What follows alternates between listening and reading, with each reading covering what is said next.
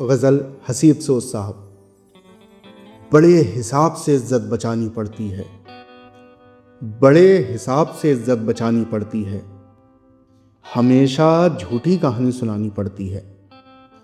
तुम एक बार जो टूटे तो जुड़ नहीं पाए, हमें तो रोज ये जिल्लत उठानी पड़ती है। मुझे खरीदने ऐसे भी लोग आते हैं, मुझे खरीदने ऐसे भी लोग आते हैं कि जिनके कहने से कीमत घटानी पड़ती है।